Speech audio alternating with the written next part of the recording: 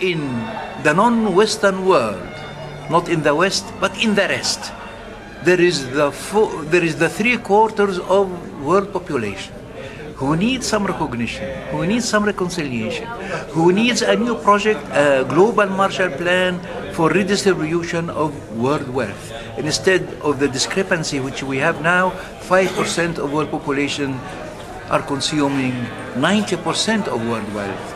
Then here really is the dialogue, making a dialogue with the different, with the other, not with the similar, not with the identical, in order to make a certain kind of a cultural shock in Japan, which is a surplus, economic surplus, asking Japan and other economic centers to delink themselves from the transatlantic state, USA, in order to have a multipolar world. This suggestion from Professor Hanafi is profoundly ambiguous. I feel the same way about Europe. It should reassert itself against the United States. But what does that mean in terms of military technology? What does it mean in terms of social institutions? We're at the point right now that we have a highly reflexive relationship to culture and institutions, and yet we're caught in a profound institutional crisis. But no one can get up and give a racist, fascist kind of argument and be taken seriously. I mean, those days are over. You know, no one is gonna stand up in a public forum and say that women and blacks and Jews and name your favorite, that they should be killed off or oppressed or something. No one can do that in the public forum, right? Because and this again is the kind of hopeful project of deliberative democracy and public reason, that it really does move us in a hopeful direction. This gradual progression is underway, and that is the optimistic, positive way of looking at things. It will be infernal if we think that humanity couldn't reach a certain kind of a common platform.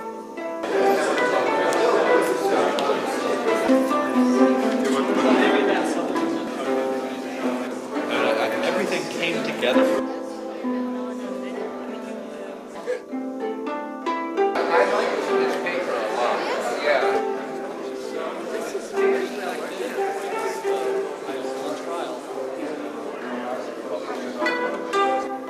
What goes on in a successful conference like this, what goes on in a successful conference is that between panels and in social occasions, where we go on the bus to Miyajima Island yesterday, excursions and so on, people are loosened up and people talk. And there's an awful lot of exchange, and people getting to know each other better, and being more easy with each other, more comfortable. And out of that comes intellectual ferment.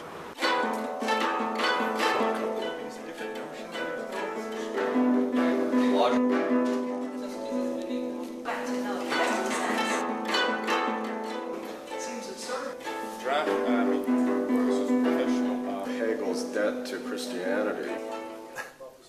Collective wisdom. I was once caught with Adorno in an elevator like this. I live in done? It's done? First floor, South Carolina, right? So not too far away.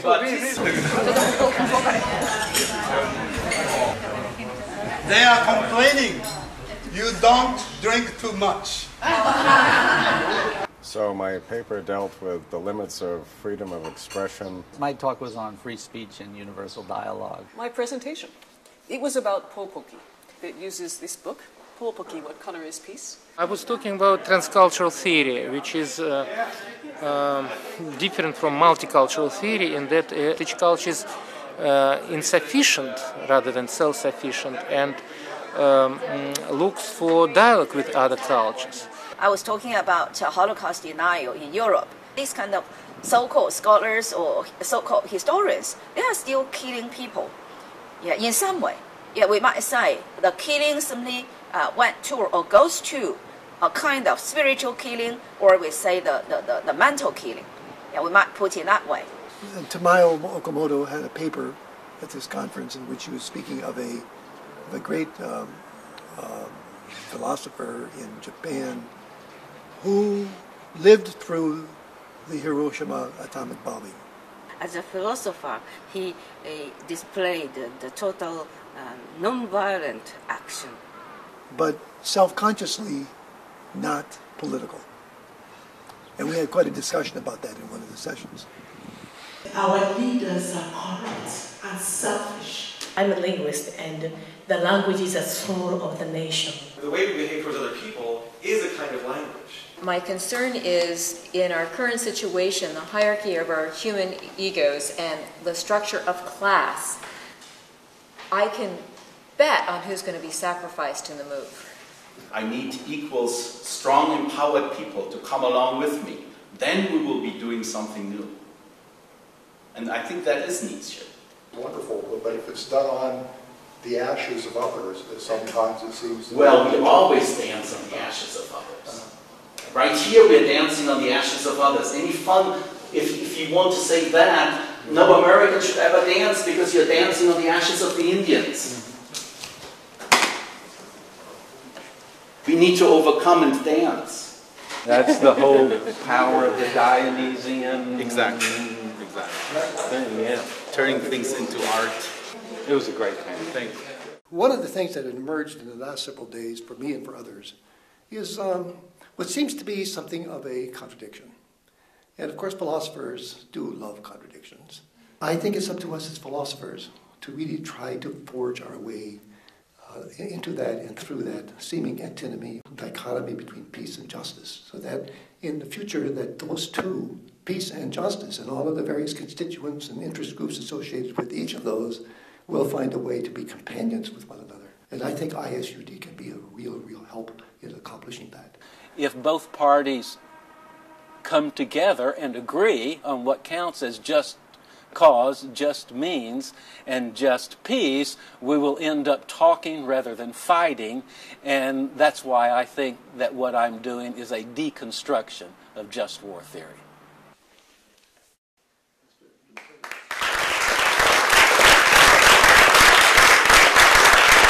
Thank you.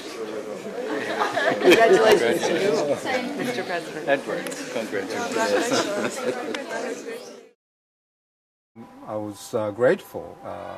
Many of them actually tried to incorporate the Hiroshima issues in their own specialities. It's easy to say no more Hiroshimas, but the chant of civilization is many more Hiroshimas, many, many, many more. And it's easy to say never again, but the chant of civilization is, in fact, always.